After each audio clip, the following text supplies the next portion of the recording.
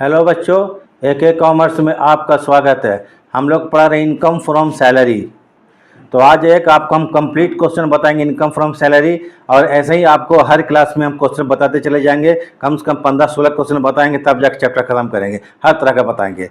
तो देखिएगा, इसके पहले हम 9 क्लास ले चुके हैं, उसमें टोटल इसका थ्योरी कंप्लीट कर चुके हैं, करीब करीब 99%। तो आज एक कंप्लीट क्वेश्चन बनाएंगे। तो कंप्लीट क्वेश्चन जब बनाएंगे तो उसको अच्छा से देखिएगा ताकि समझ में आ जाए, ठीक है। और जितना हम क्वेश्चन बनाएंगे सबको अगर तरीका से देख लीजिएगा तो पूरा समझ में आ जाएगा। तो आज ज़्यादा कुछ नहीं बोलते हैं, चलिए इसको क्वेश्चन बनाते हैं। उसको क्वेश्चन को देखिए, एक कंप्लीट क्वेश्चन बना रहे हैं, ठीक है। तो वीडियो ठीक लगेगा तो लाइक से सब्सक्राइब कर देंगे। एक कंप्लीट क्वेश्चन बना रहे हैं किसका, सैलरी का। तो चलिए, श्रीमती किशन प्यारी is drawing monthly salary 20,000 per month. Shrimati Kishan प्यारी जो है 20,000 पर मंथ सैलरी को ड्रॉ करती है। पहले इसका हेडिंग लिखिएगा, statement of taxable income. Statement करने क्या बोलता है, calculate taxable salary for the assessment year 2025-26। Statement of taxable income of Shrimati Kishan प्यारी फॉर द असेसमेंट ईयर 2025-26। ये इसका हो गया है, ठीक है। हेड लिख दिए, पर्टिकुलर्स अमाउंट। चलिए इसका हेड ये हो गया। हेड क्या है, एक्चुअली हेड इसको बोलते हैं, ठीक है। हेड क्या है, आपको इनकम फ्रॉम सैलरी है, उसको ले देंगे इनकम फ्रॉम सैलरी। इसका टैक्सेबल इनकम निकालना है। तो देखिए, जब भी सैलरी बनाइएगा तो पहले 4 आइटम खोज के लिख दीजिएगा, मतलब 4 या 5 आइटम है। क्या क्या आइटम है, जैसे बेसिक सैलरी उसको लिख लीजिएगा, डियरनेस अलाउंस, ये डियरनेस पे उसको लिख लेना है, बोनस कमीशन इसको खोज के लिख दीजिएगा, ठीक है। उसका जितना भी टैक्सेबल अलाउंसेस है उसको लिखिएगा। अलाउंसेस के बाद परक्विजिट्स को लिखिएगा, परक्विजिट्स के बाद प्रोविडेंट फंड को लिखिएगा, प्रोविडेंट के बाद प्रॉफिट इन लिeu ऑफ सैलरी लिखिएगा। जनरली यही आपको 99% क्वेश्चन कवर कर गया। 1-2% होगा जो कि नया नया टाइप पूछेगा, उसको हम बताते चले जाएंगे, ठीक है। तो इसको सिलसिलेवार ढंग से सिस्टमेटिक वे में लिख लीजिएगा, तो ठीक है। तो सबसे पहले क्या लिखेंगे हम लोग, बेसिक सैलरी। सैलरी कितना है आपको, 20,000 रुपया पर मंथ है। तो ठीक है, सैलरी 20,000 पर मंथ के हिसाब से 12 महीने कितना होगा, 2,40,000। क्लियर हो गया। उसके बाद खोज लेते हैं बोनस। अब bonus equal to 3 month salary, 2 month salary, sorry two month salary. Bonus जो है 2 महीने के सैलरी के बराबर होगा। बोनस 2 महीने के सैलरी के बराबर होगा। तो बोनस कितना है, 20,000, 2 महीने के सैलरी 2 कर देंगे, मतलब 40,000 का बोनस हो गया। और कमीशन देखिए क्लियर है, कमीशन इक्वल टू 1 मंथ पे। और कमीशन जो है 1 महीने के सैलरी के बराबर होगा कमीशन। तो ये देखिए कमीशन 20,000 इंटू 1, 1 महीना के मतलब 20,000 रुपया। अब उसके बाद देखेंगे टैक्सेबल अलाउंसेस। फिर एक बार क्वेश्चन पढ़ लेते हैं, श्रीमती किशन प्यारी is drawing monthly salary 20,000 per month लिख लिए, and entertainment allowance 3500 per month. ये इंटरटेनमेंट अलाउंस जो होता है वो हर हाल में टैक्सेबल होगा, चाहे गवर्नमेंट इंप्लॉय हो या प्राइवेट इंप्लॉय। पहले उसको हम लोग ग्रॉस सैलरी में शामिल करेंगे ही करेंगे, ठीक है। तो आइए, उसके बाद इंटरटेनमेंट अलाउंस 3500 रुपया पर मंथ, 12 महीने के लिए होगा 42,000 रुपया, ठीक है। इंटरटेनमेंट अलाउंस और कुछ छूट गया, अच्छा limited. She is also getting conveyance allowance 1200 per month. Entertainment के बाद लिमिटेड से she is also getting conveyance allowance. Conveyance मतलब सवारी भत्ता 1200 पर मंथ। इसके बारे में देख लीजिएगा, हम लिखवा भी चुके हैं, मेरा नोट्स देखिएगा। कन्वेंस अलाउंस के बारे में क्या चीज है, rule, exempted up to actual expenses. मान लीजिए कन्वेंस अलाउंस आपको 4,000 मिलता है और 3,000 खर्च कर देते हैं तो 1,000 टैक्सेबल होगा, ये जान लीजिए, पार्टली टैक्सेबल अलाउंस है। लेकिन यहाँ पर कन्वेंस अलाउंस 1200 पर मंथ मिल रहा है, लेकिन कितना खर्च हो एक्चुअल में नहीं लिखा हुआ है। अगर ऐसा नहीं लिखा हुआ है तो ये फुली एग्जेम्प्टेड हो जाएगा। तो कन्वेंस अलाउंस एग्जेम्प्टेड हो गया। क्या हो गया, एग्जेम्प्टेड। अब ये एक पेज में तो नहीं होगा, हमको पेज को चेंज कर रहे हैं। ऐसे एग्जाम में आपको एक पेज में बनाइएगा तो हो सकता है सैलरी नहीं बने, बड़ा क्वेश्चन होता है। तो क्या करेंगे हम लोग, अब सेकंड पेज को चेंज करेंगे। पेज को चेंज करेंगे तो इसके लिए पूरा टोटल जोड़ लीजिए। इसको टोटल जोड़ते हैं तो कितना होता है, 3,42,000। इसको जोड़ लीजिएगा, ऐड कर लीजिएगा, 3,42,000। इसको लिखेंगे बैलेंस, क्या लिखेंगे, बैलेंस CFD कैरिड फॉरवर्ड। उसके बाद चालू करेंगे नेक्स्ट। तो balance CFD carried forward next page में ले जा रहे हैं, तो जरा इसका स्क्रीनशॉट ले लीजिए। इसको हम मिटा देंगे, मिटाने के बाद फिर हम क्वेश्चन शुरू करेंगे, ठीक है। आगे का कंटिन्यू रखेंगे, कंटिन्यू याद रखिएगा, आपको इसको पूरा क्या असेंबल कर लीजिएगा। हम पार्टली कंपोनेंट का टुकड़ा टुकड़ा में हम बना रहे हैं, टुकड़ा टुकड़ा का एक जगह असेंबल कर लीजिएगा, ठीक है। इतना तो आप लोग को मालूम कर सकते हैं। हो गया क्या? स्क्रीनशॉट हो जाना चाहिए। चलिए हो ही गया होगा।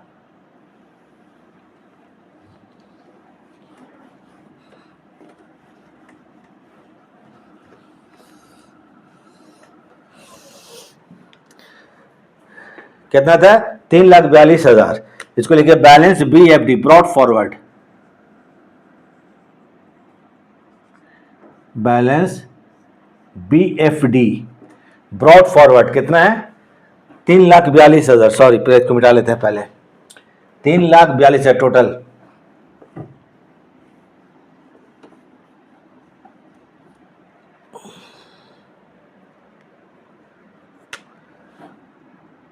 $3,42,000।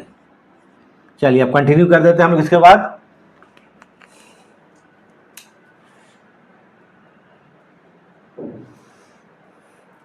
She paid 2,000 and employment tax. ये 2,000 रुपये के एम्प्लॉयमेंट टैक्स पेमेंट करती है। जरा एक चीज जान लीजिए, जो हम लोग इनकम टैक्स पढ़ रहे हैं उसमें क्या है, ओल्ड रेजिम है और न्यू रेजिम है। अगर क्वेश्चन में कुछ नहीं लिखा रहा है तो आप ओल्ड रिजीम पे अप्लाई कर सकते हैं और न्यू रिजीम पे अप्लाई कर सकते हैं। तो न्यू रिजीम में बहुत सारी चीज़ एग्जेम्प्टेड हो गया है, इसलिए हम ओल्ड रिजीम को लेकर चलेंगे। और अगर ओल्ड रिजीम को अप्लाई करते हैं तो आखिरी में नोट लिख लीजिएगा, this problem is solved according to old regime, ठीक है। लिख दीजिएगा, कोई प्रॉब्लम नहीं आएगा, ठीक है। दो ऑप्शन सामने है, या तो आप न्यू रिजीम को अप्लाई कीजिए या ओल्ड रिजीम को, जो आपको फायदेमंद हो। किसके लिए? SSC के लिए, टैक्स पेयर के लिए। तो अगर ओल्ड रिजिम से हम लोग बनाते हैं तो नोट लिखना पड़ेगा, नोट लिख दीजिएगा तो आपको पूरा नंबर मिल जाएगा, प्रॉब्लम नहीं होगा। तो हम क्वेश्चन को ओल्ड रिजिम से बना रहे हैं क्योंकि इसमें वैल्यूएशन कुछ ज़्यादा है, ठीक है। अगर एग्जाम में क्लियर बोल दिया कि ओल्ड रिजिम से बनाइए और आप वैल्यूएशन करने नहीं जाने, चूंकि हम न्यू रिजिम में बहुत सा क्या होता है, वैल्यूएशन खत्म हो चुका है, तो उसको अगर नहीं जानिएगा तो प्रॉब्लम हो जाएगा। ओल्ड रिजिम वैल्यूएशन है तो हम अकॉर्डिंग टू ओल्ड रिजिम में थ्योरी लिखाएंगे और बहुत सा न्यू रिजिम में एग्जेम्प्टेड है। जैसे एम्प्लॉयमेंट टैक्स कितना है? 2,000। चूंकि यहीं पर हम डिफरेंस पा रहा है, एम्प्लॉयमेंट 2,000 है, ये अब न्यू रिजीम में छूट नहीं मिलता है, न्यू रिजीम में छूट नहीं मिलता है तो इसको छोड़ देंगे। लेकिन ओल्ड रिजीम में इसका छूट मिलता है, डिडक्शन मिलता है अंडर सेक्शन 16(3) में ओल्ड रिजीम में, तो इसको हम छूट देंगे, तो ओल्ड रिजीम से बना रहे हैं। चलिए छूट है ये तो आपको। शी इज प्रोवाइडेड, चलिए she is provided with rent free furnished house, इसको रेंट फ्री फर्निश्ड हाउस मिला है। तो रेंट फ्री हाउस का आपको हम वैल्यूएशन बता चुके हैं, क्वेश्चन भी आपको न्यूमेरिकल समझा चुके हैं। तो अब क्या करेंगे, रेंट फ्री हाउस का वैल्यूएशन करेंगे। तो यहीं पर कर देते हैं, सबसे बेटर रहेगा, आपको अलग में रफ नहीं करना पड़ेगा। तो रेंट फ्री हाउस मिला, तो क्या मिला? Rent free house. तो चलिए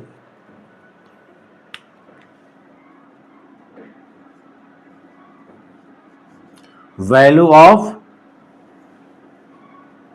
rent free house under section 17(2) और लिख लीजिएगा 1, ठीक है। सेक्शन नहीं मालूम है तो छोड़ दीजिएगा, मालूम लिखना पड़ेगा। रेंट फ्री हाउस के लिए आपको देखना है कि गवर्नमेंट एम्प्लॉय है या प्राइवेट एम्प्लॉय है। ये प्राइवेट एम्प्लॉय, ए लिमिटेड में काम करता है, ठीक है। उसके बाद देखना है ये जो इसको रेंट फ्री हाउस दिया है, किराए पर लेकर दिया गया है या किराए पर लेकर, या कंपनी के खुद का मकान है। अगर कंपनी के खुद का मकान है तो वहाँ पॉपुलेशन देखते हैं, मालूम है ना, पॉपुलेशन। अगर पॉपुलेशन 15 लाख से कम है तो 5% ऑफ सैलरी। अगर पॉपुलेशन 15 लाख से 40 लाख के बीच है तो 7.5% ऑफ सैलरी, ये लिखवा चुके हैं। और एक्सीड कर जाएगा 40 लाख से तो 10% ऑफ सैलरी। और किराए का मकान है तो सैलरी का 10% RFH का वैल्यू होगा। ये अनफर्निश्ड हाउस के लिए। लेकिन फर्निश्ड हाउस मैंने फर्नीचर मिला हुआ है, अगर फर्नीचर मिला रहेगा तो RFH का वैल्यू करने के बाद फर्नीचर का 10% जोड़ दिया जाएगा, value of RFH rent free house निकल जाएगा, ठीक है। तो वैल्यू रेंट फ्री हाउस पढ़ा जाए, provided with rent free furnished house, furnished मतलब सुसज्जित मकान, सजा हुआ मकान मिल गया, टीवी फ्रिज सब कुछ मिल चुका है, सोफा, ठीक है। तो furnished house by the company at Jaipur whose population is more than 40 lakhs, clear लिख दिया, इसका पॉपुलेशन 40 लाख से ज्यादा है, काम खत्म। The company is paying 90,000 per annum as the rent, company इसके लिए 90,000 रुपये रेंट देता है, तो यहाँ पर रेंट से कोई मतलब नहीं रहेगा, क्योंकि पॉपुलेशन 40 लाख से ज्यादा हो गया तो 10% ऑफ सैलरी ये मकान का वैल्यू होगा, ठीक है, rent of the house. And रुपए 8,700 पर एनम, ये कितना बोलता है 8,700, 8,700 रुपया नहीं, थोड़ा सा हमको सुधार देते हैं, लगता है कुछ गलत लिखा गया है, इसको हम चेक कर लें, तो आप लोग देख लीजिए।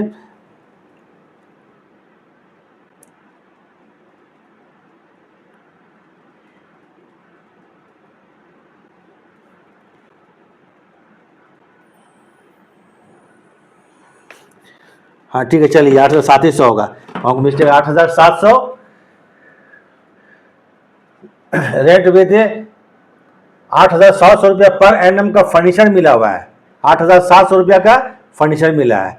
तो फर्नीचर का कॉस्ट नहीं है, ये फर्नीचर को किराए पर लेकर दिया गया, क्या मानेंगे, फर्नीचर को किराए पर लेकर दिया गया, तो इसमें क्या करेंगे 10% ऑफ फर्नीचर, ये कॉस्ट ऑफ फर्नीचर नहीं है, फर्नीचर को किराए पर लेकर दिया गया, तो इसमें 8,700 रुपये क्या कर देंगे हम लोग, ऐड कर देंगे। तो इसका वैल्यूएशन किया जाए तो कैसे वैल्यूएशन करते हैं, थोड़ा हम समझा देते हैं आपको। अब यहां पर देखिए, पहले सैलरी, आरएफएच में सैलरी का मानी क्या तो जान लीजिए, आरएफएच में सैलरी मींस बेसिक सैलरी, उसको लिख लीजिएगा, डियरनेस पे ऐड करेंगे ऑलवेज होगा, plus dearness allowance if paid under the term employment plus taxable allowances, ठीक है। तो इसके लिए सैलरी के लिए देखिए हम लोग, सैलरी फॉर आरएफएच वर्किंग कर लिए, सैलरी फॉर आरएफएच, सैलरी 2,40,000 बेसिक था, बोनस 40,000 था, कमीशन कितना था 2,20,000 था, इंटरटेनमेंट अलाउंस 42, तो 3,42,000 रुपया का सैलरी हो जाएगा। तो सैलरी कितना होगा 3,42,000, ये कैसे आया वर्किंग देख लीजिए, ठीक है, 3,42,000, इसको देख लीजिएगा। आरएफएच के लिए रेंट फ्री हाउस के लिए सैलरी, रेंट फ्री हाउस के लिए सैलरी, चलिए तो इसमें आ जाइए आपको 10%, चूंकि पॉपुलेशन कितना है 10% ऑफ सैलरी, मतलब कितना 3,42,000 का 10%, तो 3,42,000 का 10% कितना होगा 34,200, कितना होगा 34,200 रुपया। इसमें ऐड करेंगे आपको higher value of furniture, higher 8,700,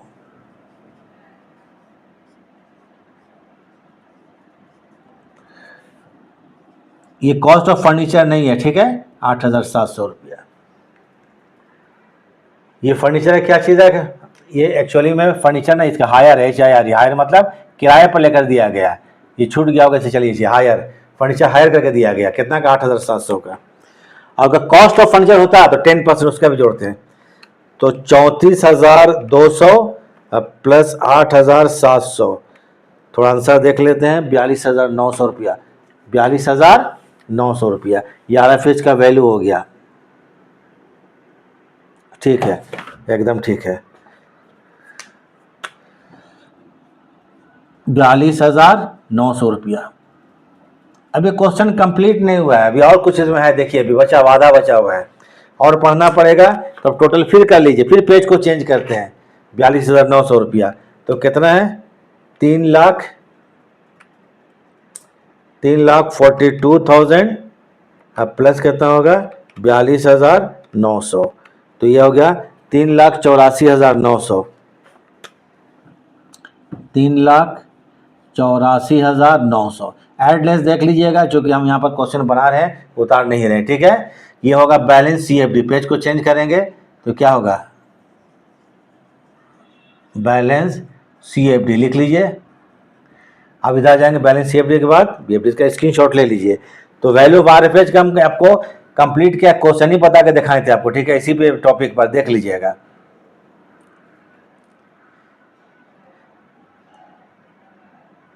चलिए स्क्रीनशॉट हो गया होगा, अब खत्म करते हैं हम।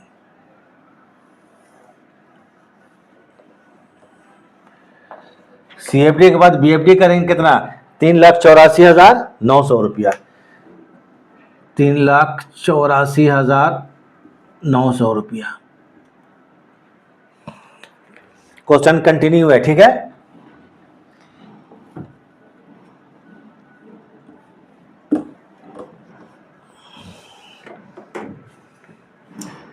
She is also provided with a lunch, lunch एक परक्विजिट है, RFH भी परक्विजिट है और लंच भी परक्विजिट है। She is provided with lunch by the company during the office hour, during the working hour at work place. At क्या है, work place. देखिए वर्क में के मिट गया, वर्क प्लेस जहां काम करती है, सॉरी वर्क, वर्क प्लेस। तो इसको क्या फ्री लंच मिलता है। ये लंच जो है पार्टली टैक्सेबल है। तो ये कैसे है देख लीजिए, the cost of which is 80 पर मील। प्रति भोजन जो है, प्रति लंच, पर लंच कितना मिलता है इसको, एक लंच में 80 रुपया पर मील, 300 दिन के लिए मिला है, 300 दिन के लिए। द कंपनी रिकवर्ड ₹20 पर मील। अब 20 रुपया पर मील जो है इंप्लॉय से वसूल करती है कंपनी, 20 रुपया पर मील। तो जरा जान लीजिए लंच जो होता है वो एग्जेम्प्टेड अप टू ₹50 पर मील। लंच जो है आपको पर मील 50 रुपया एग्जेम्प्टेड है। मान लीजिए आपको पर मील 60 रुपया मिलता है तो 50 रुपया तक का लंच आपको फ्री हो जाएगा, माफ हो जाएगा, 10 रुपया में टैक्स लगेगा। तो इसको लंच में कितना मिल रहा है देखिए, तो फ्री लंच,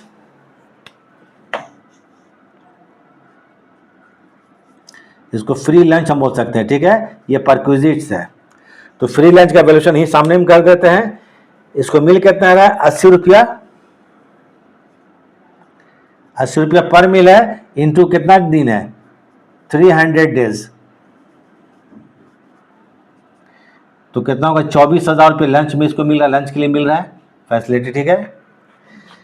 इसमें लेस करेंगे एग्जेम्प्टेड, लेस क्या लिखेंगे, एग्जेम्प्टेड। एग्जेम्प्टेड मतलब कर मुक्त है, एग्जेम्प्टेड कितना रुपया, ₹50 इंटू 300 डेज का।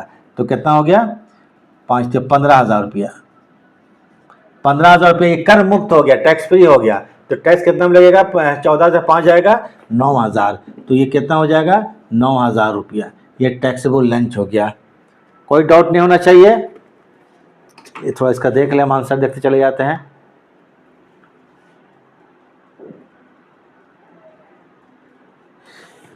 देखिए मिस्टेक हम कर दिए हैं। तो ये कितना हो गया, 9,000 रुपया।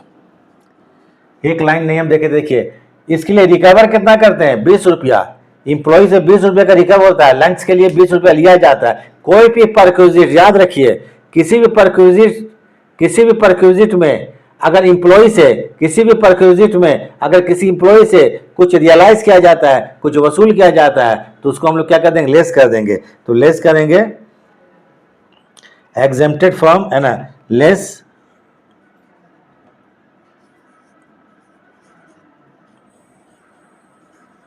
Recovered from employee. एम्प्लॉय से कितना वसूल करते हैं, 20 रुपया पर लंच, 300 दिन के लिए। तो कितना होगा, 6,000 रुपया एग्जेम्प्टेड हो गया। तो टैक्सेबल कितना हो जाएगा, 3,000 रुपया। चलिए क्वेश्चन में आंसर सबका दिया रहता है, कितना वैल्यूएशन हुआ, ठीक है, 3,000 रुपया हम गलत कर दिए थे। ये 3,000 रुपया टैक्सेबल हो जाएगा। इसके बाद और कुछ नहीं है, इसको डिडक्शन मिलेगा। तो देखिए न्यू रिजीम जो होता है उसमें डिडक्शन केवल स्टैंडर्ड डिडक्शन मिलता है और कुछ नहीं मिलता है। वो कितना, 75,000 रुपया है। लेकिन हम ओल्ड रिजीम से बना रहे हैं तो इसमें मिलेगा, स्टैंडर्ड डिडक्शन भी मिलेगा, इंटरटेनमेंट अलाउंस का डिडक्शन भी मिलेगा अगर सरकारी कर्मचारी है तब, गवर्नमेंट एम्प्लॉय के लिए। ये प्राइवेट इसको नहीं मिलेगा। एम्प्लॉयमेंट जो है टैक्स, इसका छूट मिलेगा। तो इंटरटेनमेंट अलाउंस का डिडक्शन किसको मिलता है, इंटरटेनमेंट अलाउंस डिडक्शन किसको मिलता है, गवर्नमेंट एम्प्लॉय के लिए, सरकारी कर्मचारी के लिए। प्राइवेट वाला के लिए या अदर एम्प्लॉय के लिए नहीं मिलता है। इसलिए यहाँ सिर्फ 2 ही छूट मिलेगा, स्टैंडर्ड डिडक्शन और इंटरटेनमेंट अलाउंस। अब इसको जरा आप लोग उतार लीजिए। तो 3,84,000 की जगह कितना हो जाएगा, 3,87,900 रुपया, ठीक है। 4 और 3 7, ये लिखिए बैलेंस CFD। चलिए यहाँ पर थोड़ा लिख देते हैं, फिर पेज को चेंज करें, बैलेंस CFD। 1 मिनट ज़्यादा बेटर होगा, इसको लिखिए ग्रॉस सैलरी। जब कुछ है ही नहीं तो क्या लिखेंगे इसको, ये ग्रॉस सैलरी हो, क्या हो गया, ग्रॉस सैलरी निकल गया हमारा। कभी कभी क्वेश्चन में बोलता है कि ग्रॉस सैलरी निकालिए, तो यहीं तक निकाल के छोड़ देंगे। यहाँ बोला टैक्सेबल सैलरी निकालिए, टैक्सेबल के लिए डिडक्शन देना अनिवार्य है। तो ग्रॉस सैलरी CFD 3,87,900 रुपये, स्क्रीन शॉट ले लीजिए।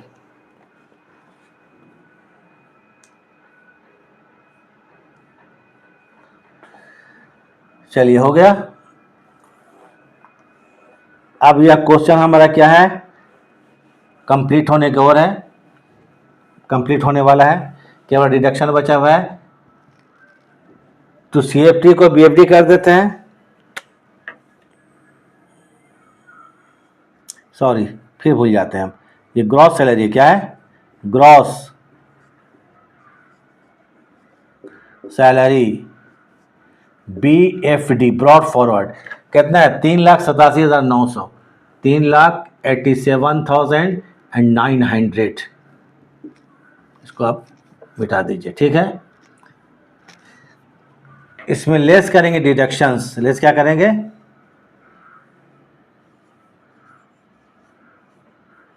ओल्ड रिजिम है तो 3 छूट मिलता है, ठीक है। क्या क्या मिलता है, स्टैंडर्ड डिडक्शन, इंटरटेनमेंट डिडक्शन और एम्प्लॉयमेंट टैक्स डिडक्शन। इंटरटेनमेंट क्या क्यों नहीं मिलेगा, क्योंकि ये गवर्नमेंट एम्प्लॉय नहीं है, प्राइवेट एम्प्लॉय है। तो पहला आ जाते हैं,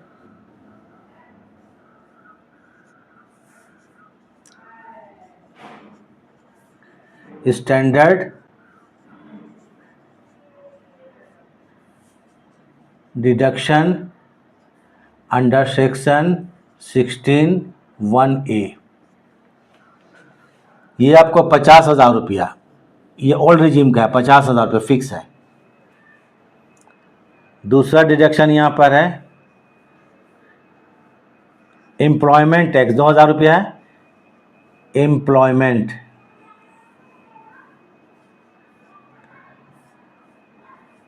टैक्स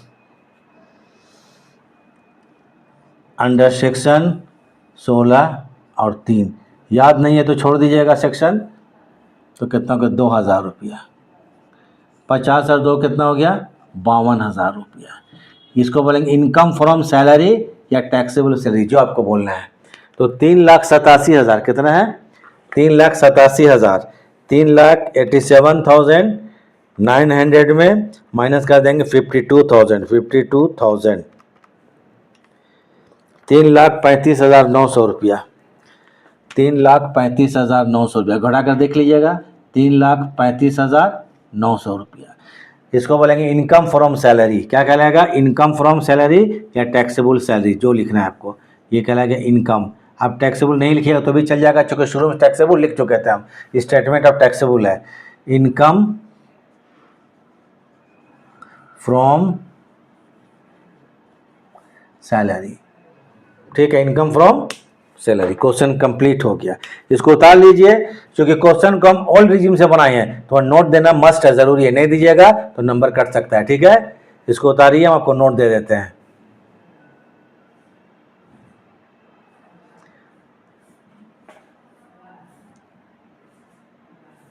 चलिए हो गया।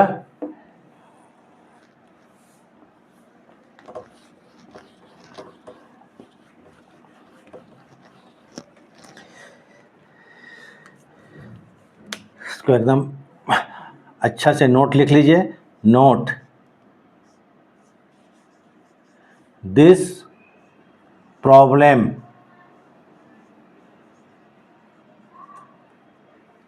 Is solved, this was solved